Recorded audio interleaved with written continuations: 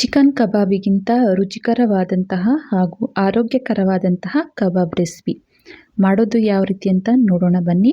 Hi hello ಎಲ್ಲರಿಗೂ ನಮಸ್ಕಾರ. ಜ್ಯೋತಿ ಪಾಕಶಾಲೆಗೆ ತಮ್ಮೆಲ್ಲರಿಗೂ ಸ್ವಾಗತ. ಹೊಸದಾಗಿ ನಮ್ಮ ಕುಕಿಂಗ್ ವಿಡಿಯೋಸ್ ನೋಡ್ತಿದ್ದಲ್ಲಿ ಪ್ಲೀಸ್ ಸಬ್ಸ್ಕ್ರೈಬ್ ಮಾಡ್ಕೊಳ್ಳಿ. ಈ ರೆಸಿಪಿ ಇಷ್ಟ ಆದಲ್ಲಿ ಒಂದು ಲೈಕ್ ಮಾಡಿ. ನಾನು ಈ ದಿನ ಮಶ್ರೂಮ್ ಕಬಾಬ್ ಯಾವ ರೀತಿ ಸಿಂಪಲ್ಲಾಗಿ ಮಾಡ್ಕೊಳ್ಬೋದು ಅಂತ ತೋರಿಸ್ಕೊಡ್ತಾ ಇದ್ದೇನೆ. ತುಂಬಾ ಸಿಂಪಲ್ಲಾಗಿ ಈ ಕಬಾಬ್ ರೆಸಿಪಿನ ಮಾಡ್ಕೊಳ್ಬೋದು. ಆರೋಗ್ಯಕ್ಕೆ ತುಂಬಾ ಒಳ್ಳೆಯದು ಹಾಗೂ ಮಕ್ಕಳಿಗಂತೂ ತುಂಬಾ ಇಷ್ಟ ಆಗುತ್ತೆ. ಬನ್ನಿ ಸಿಂಪಲ್ಲಾಗಿ ರುಚಿಕರವಾದಂತಹ ಈ ಮಶ್ರೂಮ್ ಕಬಾಬ್ ಯಾವ ರೀತಿ ಮಾಡೋದು ಅಂತ ನೋಡೋಣ.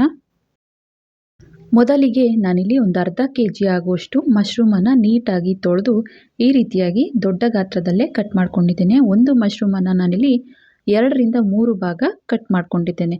ಇದಕ್ಕೆ ಅಂತ ನಾನಿಲ್ಲಿ 3 ಟೇಬಲ್ ಸ್ಪೂನ್ ಆಗುವಷ್ಟು ಕಬಾಬ್ ಪುಡಿನ ತಗೊಂಡಿದ್ದೇನೆ. ಹಾಗೆಯೇ 1 ಟೇಬಲ್ ಸ್ಪೂನ್ ಆಗುವಷ್ಟು ಕಾರ್ನ್ ಫ್ಲೋರ್, 1 ಟೀ ಸ್ಪೂನ್ ಆಗುವಷ್ಟು ಅಚ್ಚ ಖಾರದ ಪುಡಿ ಅಂದರೆ ಒಣಮೆಣಸಿನಕಾಯಿ ಪುಡಿನ ಸೇರಿಸ್ಕೊಳ್ತೇನೆ. ಹಾಗೆಯೇ ಇದಕ್ಕೆ ಸ್ವಲ್ಪ ಉಪ್ಪನ್ನು ಸೇರಿಸ್ಕೊಳ್ತೀನಿ. ಮೊದಲಿಗೆ ಕಬಾಬ್ ಪುಡಿಗೆ ಉಪ್ಪನ್ನು ಸೇರಿಸಿರೋದ್ರಿಂದ ಸ್ವಲ್ಪ ಉಪ್ಪನ್ನು ಕಮ್ಮಿನೇ ಹಾಕ್ಕೊಳ್ಬೇಕಾಗುತ್ತೆ. ಹಾಗೆಯೇ 1 ಟೀ ಸ್ಪೂನ್ ಆಗುವಷ್ಟು ಇದಕ್ಕೆ ಶುಂಠಿ ಬೆಳ್ಳುಳ್ಳಿ ಪೇಸ್ಟನ್ನು ಸೇರಿಸ್ಕೊಳ್ತೇನೆ. ಹಾಗೆಯೇ ಒಂದು ಅರ್ಧ ಹೋಳಾಗುವಷ್ಟು ಇದಕ್ಕೆ ನಿಂಬೆಹಣ್ಣಿನ ರಸನ ಸೇರಿಸ್ಕೊಳ್ತೇನೆ.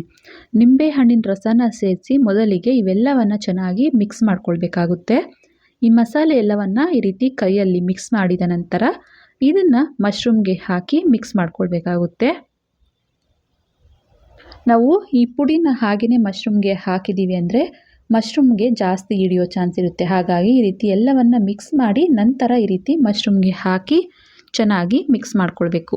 ಈ ರೀತಿ ಸ್ವಲ್ಪನೇ ನೀರನ್ನು ಈ ರೀತಿ ಚಿಮುಕ್ಸ್ಕೊಳ್ತಾ ನೀರನ್ನು ಜಾಸ್ತಿ ಹಾಕ್ಕೊಳ್ದೆ ಚೆನ್ನಾಗಿ ಮಿಕ್ಸ್ ಮಾಡ್ಕೊಳ್ಬೇಕಾಗುತ್ತೆ.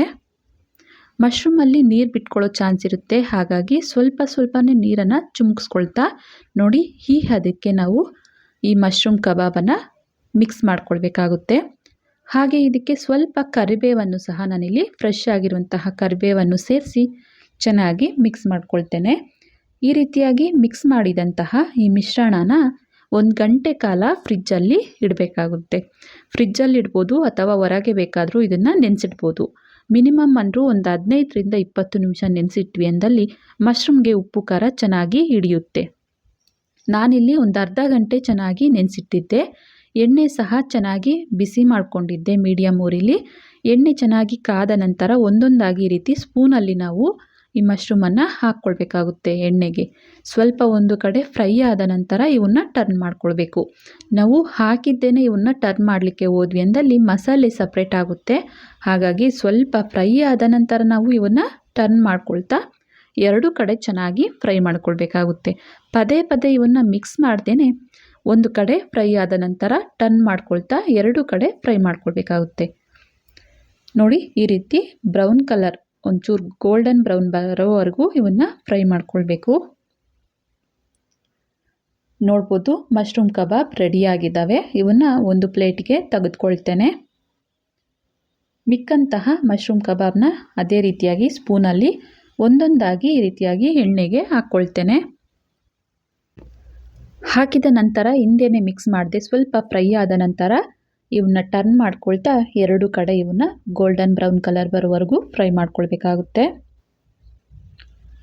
ನೋಡ್ಬೋದು ಮಶ್ರೂಮ್ ಕಬಾಬ್ ಫ್ರೈ ಆಗಿದ್ದಾವೆ. ಇವನ್ನ ಪ್ಲೇಟ್ಗೆ ತೆಗೆದುಕೊಳ್ತೇನೆ. ಮಶ್ರೂಮ್ ಕಬಾಬನ್ನು ಒಂದು ಪ್ಲೇಟಿಗೆ ಸರ್ವ್ ಮಾಡ್ತೇನೆ. ನೋಡಿದ್ರಲ್ಲ ತುಂಬಾ ಸುಲಭವಾಗಿ ಟೇಸ್ಟಿಯಾದಂತಹ ಮಶ್ರೂಮ್ ಕಬಾಬ್ ರೆಸಿಪಿ ಮಾಡುವ ವಿಧಾನ. ಈ ರೀತಿಯಾಗಿ ಕಬಾಬನ್ನು ಮಾಡಿಕೊಟ್ವಿ ಅಂದಲ್ಲಿ ಚಿಕನ್ ಕೇಳೋದೇ ಬಿಡ್ತಾರೆ, ಅಷ್ಟು ಟೇಸ್ಟಿಯಾಗಿರುತ್ತೆ ಈ ಮಶ್ರೂಮ್ ಕಬಾಬ್. ಈ ರೆಸಿಪಿ ವಿಡಿಯೋ ನಿಮಗೆ ಇಷ್ಟ ಆಗಿದೆ ಅಂದ್ಕೊಳ್ತೇನೆ. ಇಷ್ಟ ಆದಲ್ಲಿ ಈ ವಿಡಿಯೋಗೊಂದು ಲೈಕ್ ಮಾಡಿ. ಯಾರೆಲ್ಲ ಸಬ್ಸ್ಕ್ರೈಬ್ ಮಾಡ್ಕೊಳ್ದೆ ವಿಡಿಯೋ ನೋಡ್ತಿದ್ದಲ್ಲಿ ಪ್ಲೀಸ್ ಸಬ್ಸ್ಕ್ರೈಬ್ ಮಾಡ್ಕೊಳ್ಳಿ. ಈ ವಿಡಿಯೋ ಹೇಗನ್ನಿಸ್ತು ಅಂತ ಕಮೆಂಟ್ ಮಾಡಿ. ಹಾಗೆ ಈ ವಿಡಿಯೋ ಇಷ್ಟ ಆದಲ್ಲಿ ನಿಮ್ಮ ಫ್ರೆಂಡ್ಸ್ ಆ್ಯಂಡ್ ಫ್ಯಾಮಿಲಿ ಮೆಂಬರ್ಸ್ಗೆ ಈ ವಿಡಿಯೋನ ಶೇರ್ ಮಾಡಿ. ಧನ್ಯವಾದಗಳು.